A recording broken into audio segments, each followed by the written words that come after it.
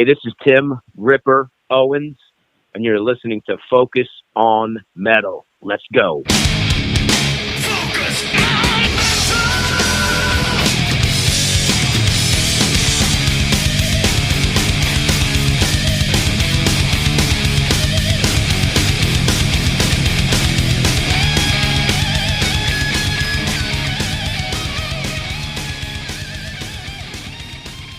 Hey, Metalhead, Scott Thompson here, welcoming you to another episode of Focus on Metal.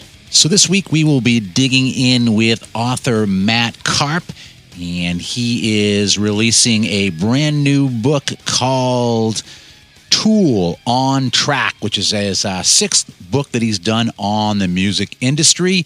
And this is one of those type of books we've interviewed other authors on the show as well, with kind of every track, every song type of thing. And so this is what the Tool book is.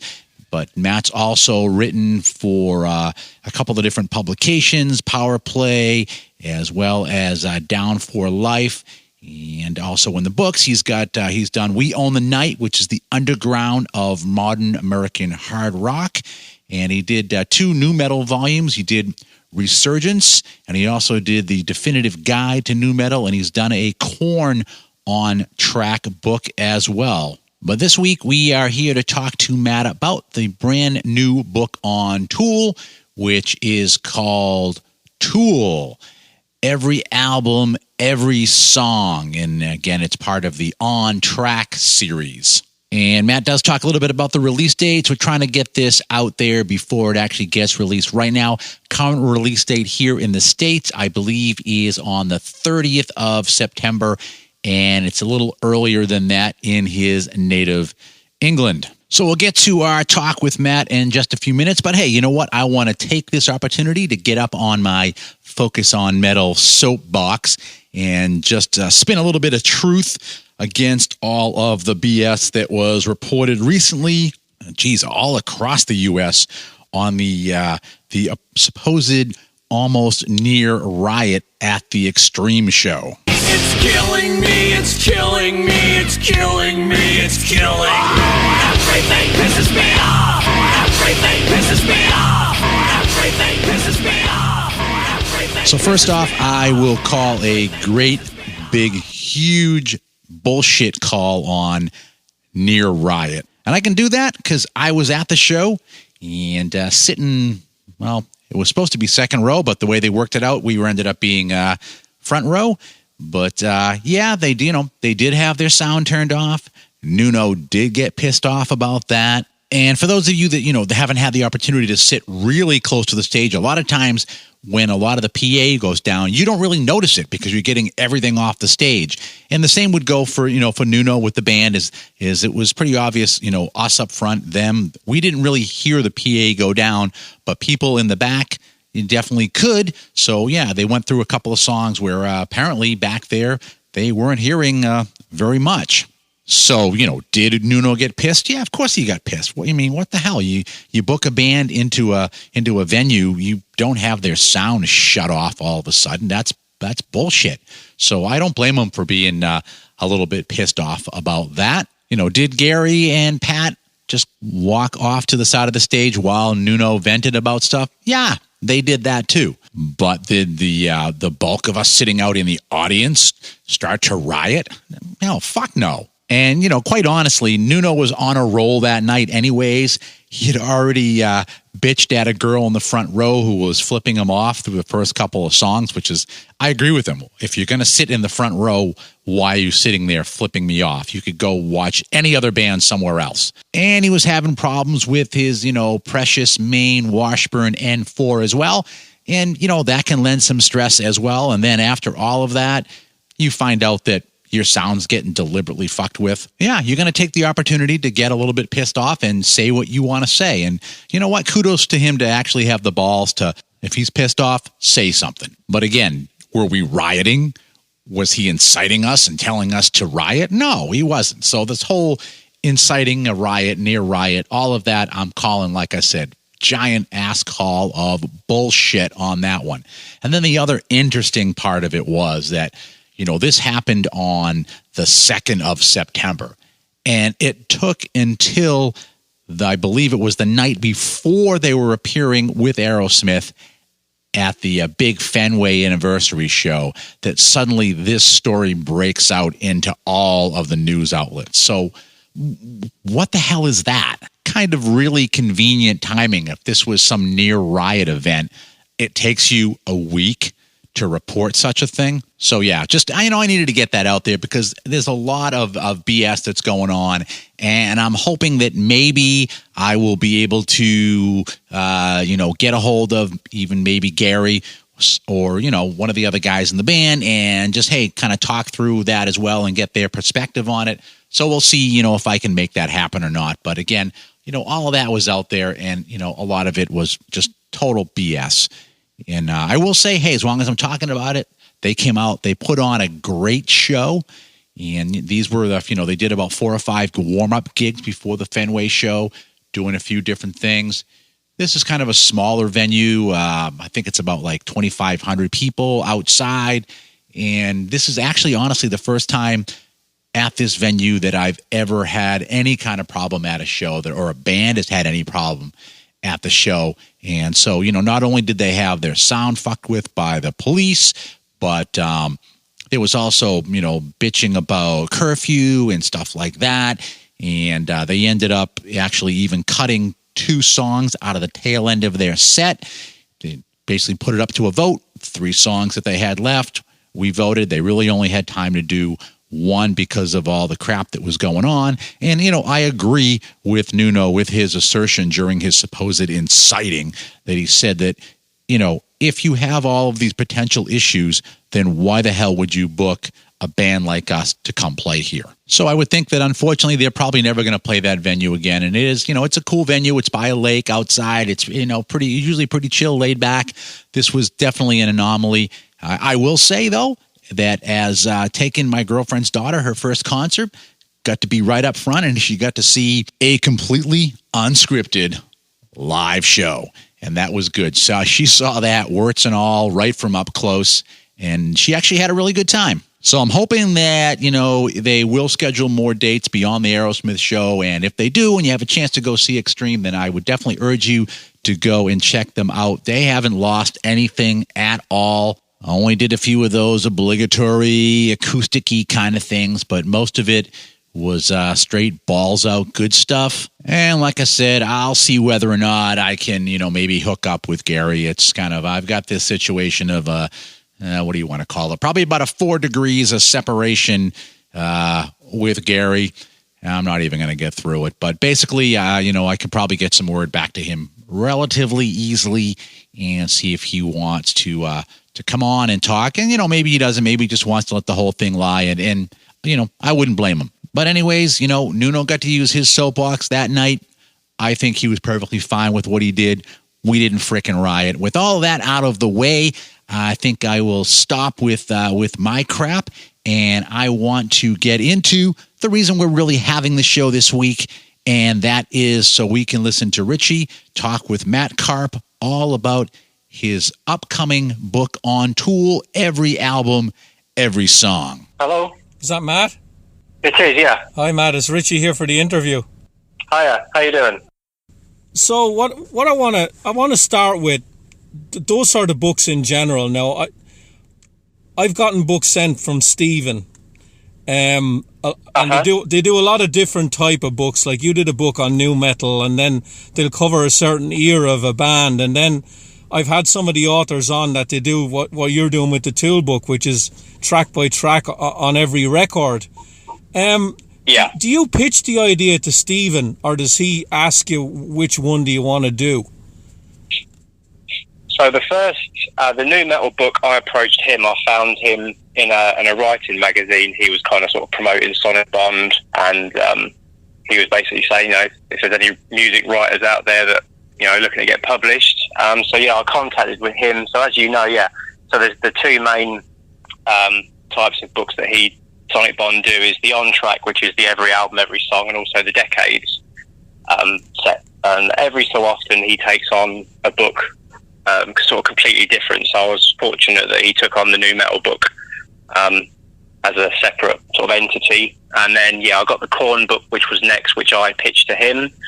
And so I did that one, and I did this sort of pitch in Slipknot and Linkin Park as well. And he was, I think he wanted to see how the new metal book was going to sell first, because at the point of when I signed with him, a lot of the books he did were bands from the sort of 70s and 80s, not necessarily any sort of modern bands.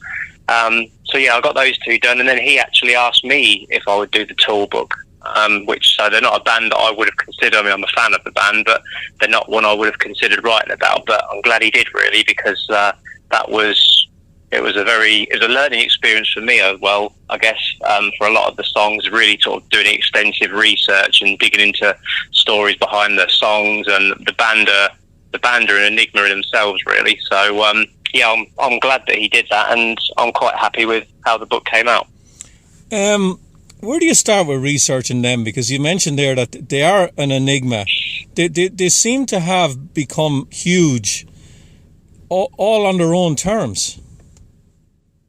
Yeah, they're very different. Obviously, there's always been progressive rock bands, but just the way they do things, the promotion they do, the visual aspect of Tool is almost as important as the audio aspect. So Adam Jones, the guitarist, he for a lot of their career, he's done the videos and the directing and the ideas behind them as well.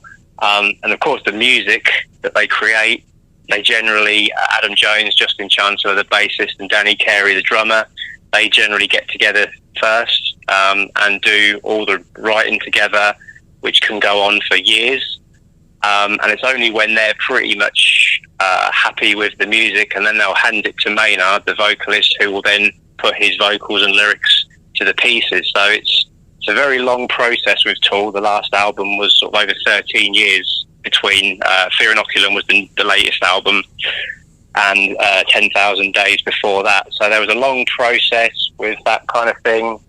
The lyrical content that Maynard sort of talks about, a lot of it is quite mythological.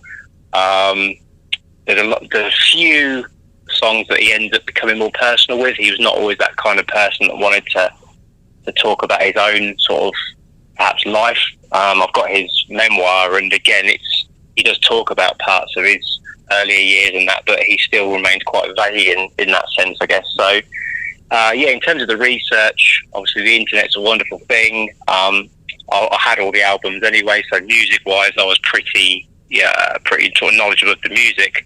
But obviously then it comes to sort of scouring the internet for interviews with magazines before, studying the lyrics. A lot of their lyrics are open to interpretation. So in terms of the book, I've written about perhaps some of the ways I see some of the lyrics, as with some of them that they have actually discussed before. Again, not often do they talk to the media about their songs and their meanings. So it was a very extensive research period, but also that's partly the most enjoyable part of writing a book for me. Did you find when you're doing the research that it's normally one or two members that do all the interviews, or do all four of them do interviews? A lot of them, Maynard, he does do a lot of the interviews, but more he'll return to the same people. So it might necessarily Joe Rogan, who did the Joe Rogan Experience podcast. Maynard's been on there 3 times, I think. So he tends to stick with the people he's been to before, because if you look on YouTube, a lot of the old interviews he perhaps did with music journalists, he could grasp pretty early on if they weren't as knowledgeable on the band. So he would be very sarcastic and perhaps appear disinterested. So I believe Danny Carey is one of the main ones that does interviews, and Justin, he does a fair few of them as well. So they have all at one point sort of spoken to media at various places, but there's a couple of them that are more active in that sense. So Matt, what did the band do that appealed to you in the beginning? And were you into the band from the first record? I wasn't, no. I mean, I'm 36 now, so I first got into music in the year 2000 when the nu metal movement was sort of, at its peak. So I was sort of, the early bands I was getting into was Korn and Limp Bizkit and Deftones and stuff like that. And I do remember that in 2001, when Tool released the Lateralis album, the music video for Schism was on the music channels over here in England, and that was the first time I'd heard of Tool. And it was the video then that grasped me, because in between all these music videos of, sort of girls semi-naked dancing and the new metal bands dressed in Adidas clothing and things like that, then you got this band called Tool, and the music video, it didn't feature the band members in it, which added to its mysticism. The video itself, the claymation technique that they was using for a lot of their early videos, it was very interesting. So Lateralis was the first album I bought, and not being a particularly big fan of progressive rock at that time, it was obviously something completely different that I was listening to there. A lot of the songs going on for 7, 8, 9 minutes. But there was 2 or 3 on there in the first couple of listens that really sort of caught my attention. And then over the years, of course, they've released new albums, and I was also able to go back in their early years where their music was more considered alternative metal. There was less dynamics to the music, less layers. It was more sort of harder and edgier, I guess. And it was only with Onima in 1996, I believe, on the spot here. That was when they sort of really went into their progressive leanings, and that was when the era that everybody seems to love of Tool, that's when it really began.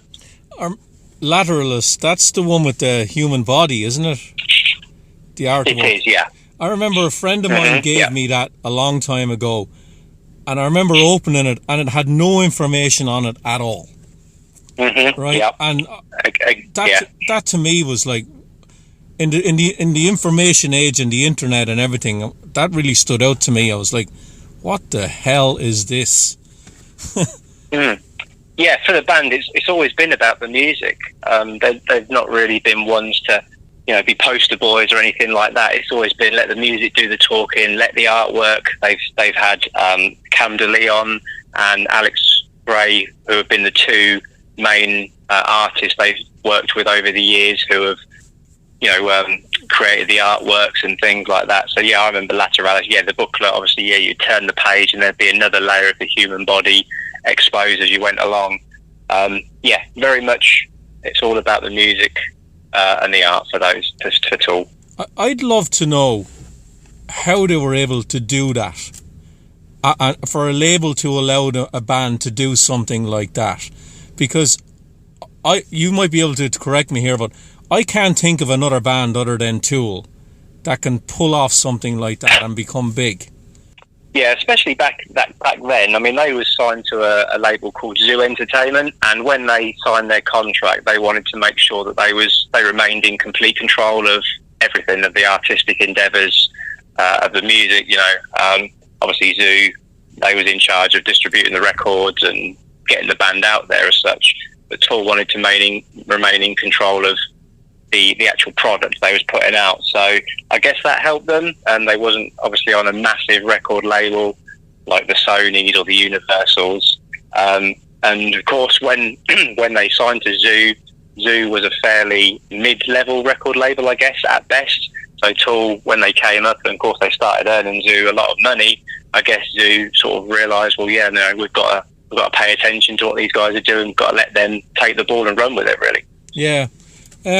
How often did you listen to the albums before you wrote the book? So I would listen to each one all the way through and make notes. I would then sort of go online and see if I could find little pieces here and there of the specific tracks, re-listen to the album, and with headphones to hear the extra depth that sort of only headphones can really pick up. And I was doing each album specifically as we went along, and then once the main manuscript was done, I went back and listened to all the albums again. So last year and early this year, I imagine that the Spotify playlists that you get at the end of the year, there'll be a lot of Tool in at least the top 2 or 3, because I did go through them a lot. But again, that's as I find as I'm getting older as well, I'm enjoying the music perhaps more now than I did before. So when you are really having to sit there and, you know, properly pay attention, 10,000 Days, the album which came out in 2006, that was one I hadn't particularly grasped as much when it first came out, but I think it's quickly become at least my joint favourite of the whole of Tool's discography by being able to go back and methodically listen to it track by track. I was going to ask you that. Which album did you undervalue when it actually came out? And you've already answered that question. Yeah, definitely would have been that one. Okay. Was this an easier or harder book to write than the one on Korn that you did track by track? It was definitely harder because because of the technical aspect of Tool and the progressive nature of their music. Korn, I had more of a knowledge of those because I have followed them from 2000, literally, non-stop. Every record they put out, I'll buy on vinyl and listen. But of course, Korn is, while they are still, in my mind, a brilliant band, their tracks generally are sort of 3 to 4 minutes long. It's just, they're just sort of metal anthems, really. Whereas Tool's progressive side and the percussion element of Danny Carey's drum kits and the stories that have been divulged that come out about the songs and everything like that. Yeah, the Tool one was definitely a lot tougher to write, I guess, especially in terms of the writing. Perhaps talking about music in a more technical nature as well, which is something. I mean, I'm always learning every book I write. I'm always still learning in terms of music methodology and everything. So yeah, Tool has definitely been the trickiest one, but I guess it's probably been the most rewarding when I got my complimentary copies through and it's come out great. There's a picture section in the middle there for 16 pages, which covers a lot of the artwork and pictures that myself and the publisher chose to include. And also with these books, I write them as a biography as well. So there was a biography written on Tool called Unleashed by a fellow English writer, Joel McIver, back in, I believe it was 2000. Joel's great guy. He is, yeah. So I think that was 2011 he wrote that one. So, of course, he didn't get to include the Fear Inoculum album. So I read his book as well, and where he used small little mentions of certain bits of historical data or whatever, I decided to sort of go deeper into that, talk about the record studios that perhaps Tool visited, venues, some of the bigger venues they played, like the history of those kind of things. Basically to try and do it as up to date biography as I can. So of course when this book was handed in, I was able to go up to I think it was April of this year, so I managed to also include the newest track the band released, which was a retake or a new version of Opiate. They called Opiate 2, so I was able to get that in the book as well. Okay. Would you consider Maynard a reluctant rock star? In a way, yes. I mean, if you read his autobiography, while he was a fairly popular kid, all he wanted to do was rock and be a rock star, not necessarily for the same reasons perhaps other musicians get into the business. He eventually sort of realised he had a decent voice, so he could become a singer and let his own emotions out there. But yeah, in the sort of mid to late 90s, when Tool was kind of getting big, that was when he assumed different identities and personas on stage. So he would wear wigs or women's clothing, for example, to kind of be the way where people would perhaps remember him. So when he had his first son, he was perhaps able to go out dressed in his own attire and dressed, not having to worry about wearing a wig because of obviously he had a bald head and stuff.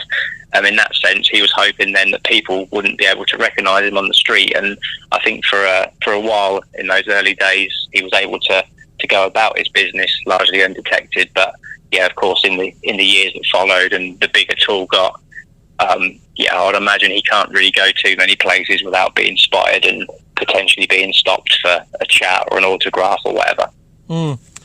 Was it difficult to write the book knowing that a lot of their music, it's the visual live experience, and you can't really cover that in the book when you're talking about the albums? I saw Tool this year in the UK when they finally came over here, and obviously, the visual aspect of Tool, the backdrop they had on the stage, it was a mesmerising show. Again, like you said, potentially you was actually watching the visuals more than actually listening to the music. But obviously the book is all about the songs. So there's only have done 2 or 3 music videos per album. So there's a lot of songs there that have no visual aspect to them. So it was easier, I guess, for those ones to talk about the songs and the structures and any potential stories there for those. How many times have you seen them live? That's the second time. The first time was at a Download Festival a good few years ago. So the festival environment was good, but actually seeing them at their own show, obviously that's where you want to see a band. It's a whole different experience, isn't it? Because they get more stage time. It's them and their adoring crowds. So you know that everybody that's there is to see that headline band. And do they play the songs the same way as on the record, or because they're a progressive rock band, there's improvisation there? There was a little bit of improvisation through the musicians. Generally for this tour, so they did change up their set list. They left out a lot of what people consider to be the greatest hits, which in a way irked me, because there was 3 or 4 of my favourite songs of theirs which they have generally played up until this tour, which they left out this time. But most of the tracks were fairly close to the studio versions. They played a track called Push It, which was on the Onima album, and over the years they do actually mix up in their live show. They sometimes play a completely different version to the studio one. So they released a box set in 2002 called Survival, and a live take of the alternative version was on there, and that was amazing, really, to hear the music and how it was performed. But this time, obviously, yes, the guitarist, a few little solos here and there. Danny Carey played a drum solo. But apart from that, they generally just got on with the songs in their standard way.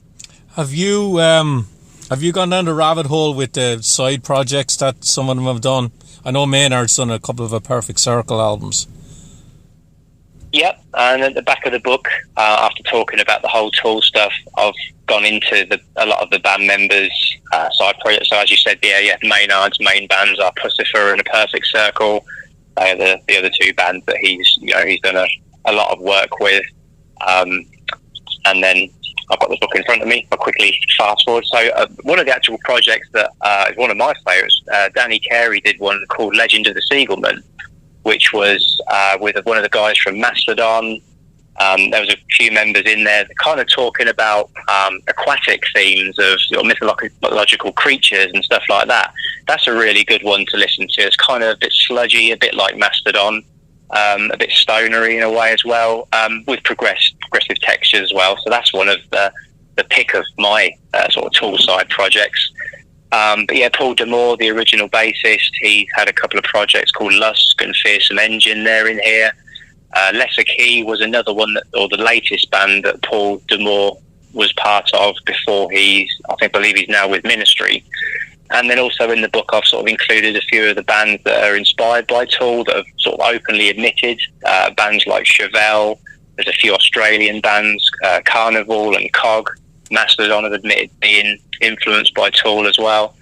And I was also able to find, so a lot of the Tool stuff, they very rarely do any B-sides. They generally just, what you get on the album is the stuff they've recorded for that period. But there's a handful of songs where members of Tool have featured on. So obviously Know Your Enemy by Rage Against the Machine, that featured Maynard for a little bit early on in his career. He did Passenger, guest vocals on Passenger by Deftones. The Tool and Rage Against the Machine collaboration that unfortunately never saw the light of day officially. I've tried to cover as much as I can for any Tool fans that may want to pick up the book, and for those that are perhaps only getting into the band the last couple of years, or maybe in the next couple of years. I'd like to think it could act as a nice introduction for fans to sort of learn more about the band. I just got a couple more questions before I leave you go, Matt. Yeah. After doing a book like this and being a fan of the band, if you were to get an interview with one of the guys in the band, just say Maynard, what's the first question you'd want to ask him that, you'd said to yourself before going in, I really want to know this? Off the top of my head, I haven't got a clue, to be honest.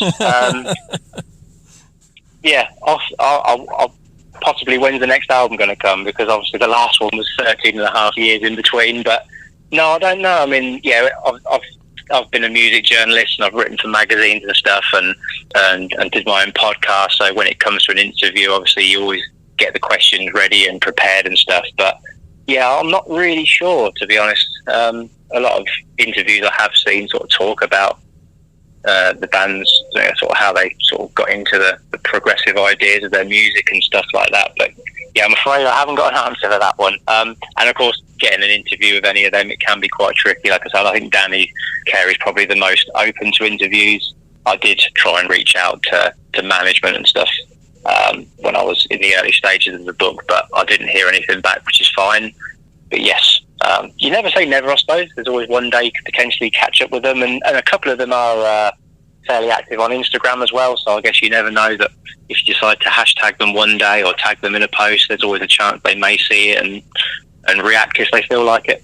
What sort of feedback do you get from doing books like this, the album by album ones? Because in my experience, like with social media, you can like something, and if someone hates it, they're very vociferous about how can you like that? It's a load of rubbish and all that. You're putting a book out on Korn, and I'm sure you love a lot of their stuff, and you don't like some of their stuff, and I'm sure the same might be for Tool. What sort of feedback do you generally get from that, and can you even pay attention to a lot of that?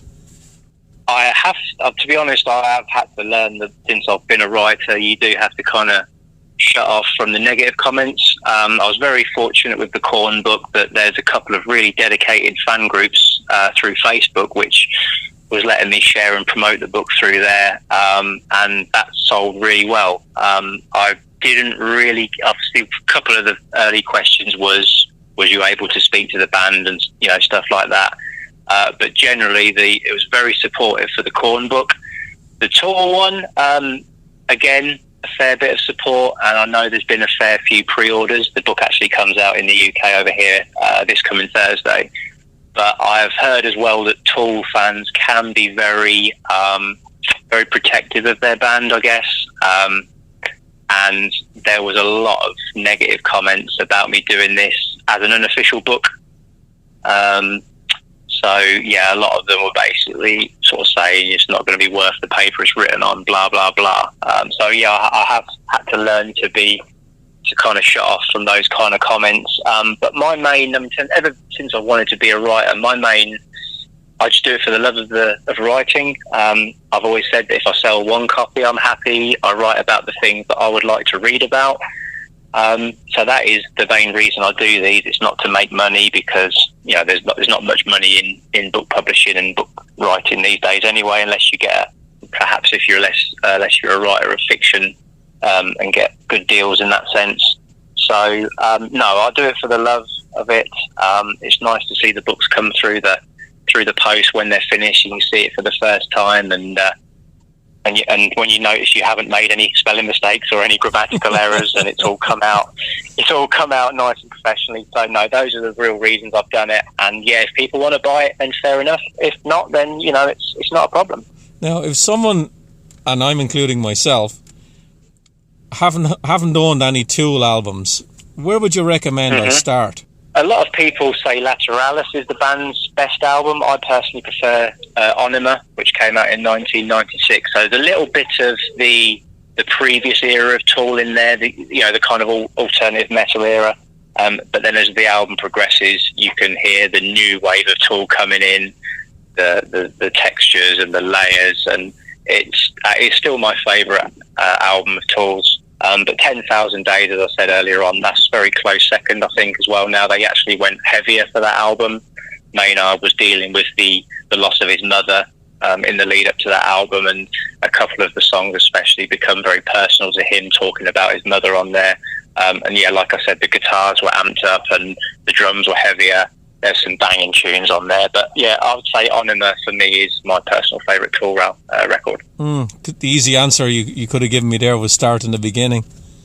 It is, but I think the Tool that most people know is the progressive Tool. And Onima for me, like I said, is the next wave of Tool's incarnation. So yeah, I think that's the best way to start, and then just pick through the rest at your leisure. Yeah. So do you want to give out all the information where people can buy the book? Yeah, so any listeners in the UK, the book does come out on Thursday. You can pre-order it now via Amazon, who I believe are doing a nice little discount on it. Any other UK people, WH Smiths and Waterstones are selling it online.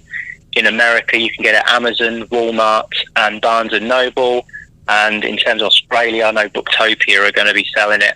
But yeah, there's a lot of places, sort of, it's going to be sold throughout Europe and Japan and places like that. So I'm not sure of the actual sort of stockist, but it is available worldwide.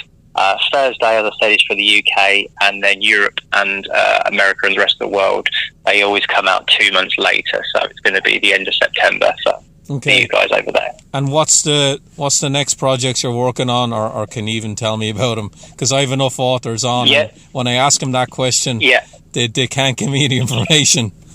Oh no, I've already done another one. That's with Stephen at Sonic Bond now. The next one is about Faith No More. So that's a decade series book. That's all about Faith No More throughout the 1990s. And I'm already putting together some plans for a book which I may be looking elsewhere if I can get it published. This is one I'm very interested about the whole era of music piracy and the impacts it had on the music industry, and also want to sort of talk about its everlasting impact, as well as how streaming has been integrated to try and perhaps balance the music industry a bit. NFTs that are coming out now as another way of releasing music.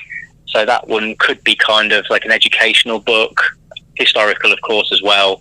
And I've already spoken to a few people in the industry talking about their experiences of how they dealt at their record labels with piracy and whatnot. But the next one is Faith No More, and in the UK that is out at the end of October. Faith No More in the 90s, didn't they have only 3 albums? They did, but luckily with this one we decided so even though yes it is the 1990s, we're starting it off with The Real Thing, which came in 1989. Yeah. And yeah, of course the band split up in 1998, but there's a lot of stories and obviously talking about the album, how good the band were and their touring life, and again solo projects and side projects. Mike Patton has done God knows how many various bands and whatnot. So I managed to make the word count for it at least, so that's the main thing. And that's been very enjoyable, because Faith No More, they are one of my favourite bands, and The Real Thing is probably in my top 3 albums of all time. So that was one that I actually put to Stephen, and we got that one done as well. Nice. Well, it's been a pleasure talking to you. Yeah, you too. Thank you very much for having me on your show. No problem, and have a good rest of the day. And if something comes along in the future, like maybe the Faith No More book or a book further on down, reach out to me and I'll get you on and I'll help you promote it. Yeah, awesome. Thanks a lot. All right, have a good rest of the day. Yeah, you too. Take care. Bye. All right, and as a reminder again, that is Tool, every album, every song by Matt Karpe. And obviously from the interview, you can see that he's already working on more stuff as well. So be on the lookout for that. If you like a Tool or Korn or a lot of the other stuff that he's written, then definitely check that out. And just a reminder as well that, that On Track series is pretty extensive, that there's just, I think right now, at least there's something, I think around like 63 books total within that series, from, ELP and the Beatles, Deep Purple and Rainbow.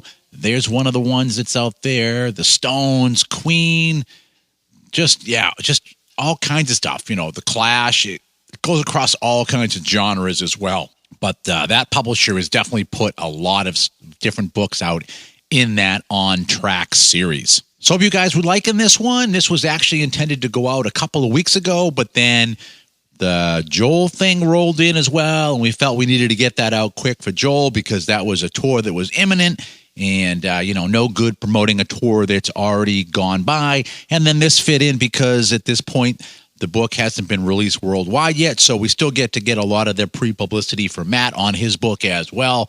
So I think it all worked out totally for everybody. And, talking about books and all that as well, I am trying to work out a thing right now to have Jim Santoro back on the show. If you've been listening for any length of time, you may remember we had Jim on. He is the author of the Underrated Rock book, and Jim has a sequel to that book coming out called Underrated Rock Book 2.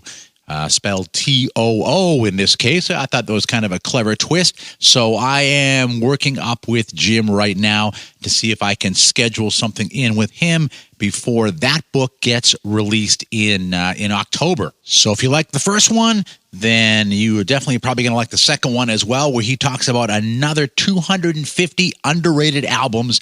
And I did check while I was doing the recording of this, and it is available as a pre-order up on Amazon right now. So if you want to get in early on that one, then definitely do that. But I'm trying to work on that one as well, get another author on the show in short order. And in addition to that, we are desperately trying to figure out when we can get together to do the next installment of the Maiden discography. If you remember, the last installment went up to 1986 with Somewhere in Time. So the next installment would be picking up in 1988 with Seventh Son of a Seventh Son, doing No Prayer for the Dying, and then up to Fear of the Dark from 1992. So essentially mid-80s to the early 90s. So we're trying to work that out to see when Richie can get down to the studio and we can knock that one out as well. And you would think that we'd be able to do this easily, but life's just kind of a clusterfuck right now, and we just haven't been able to get it together in one single day and make it happen, but we're giving it a shot. So one thing I do know we are going to be getting together for, as of right now anyways, because the tickets have been bought, is that we do plan on being at the Joel Hoekstra acoustic show up at the Tupelo Music Hall in Derry at the end of the month. So if you happen to be at that show, Richie and I should be rocking out at Table 7 right up front. And so we'll be at that one. And also before that, if again you're in that whole Boston, Worcester, New Hampshire area, that I will be out at the Last in Line show at Rascals in Worcester on the 24th of this month as well. So, I should be there probably early. Richie may be there. I'm not sure yet. Haven't talked to him about that, but I'll be there with my girlfriend, and we should be, we probably at one of the VIP tables or something like that. But so we'll be over there at Rascals. So if you're out there, you happen to see me, come say hi. Love to meet all the listeners. But for this week, that's it.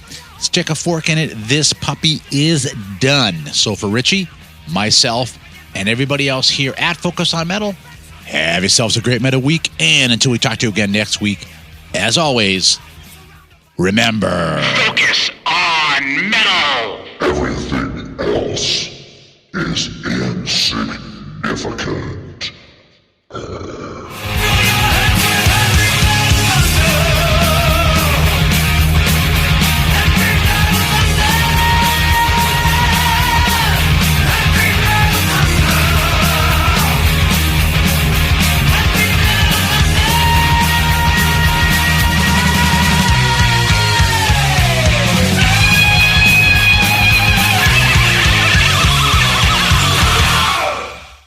You're still here? It's over. Go home.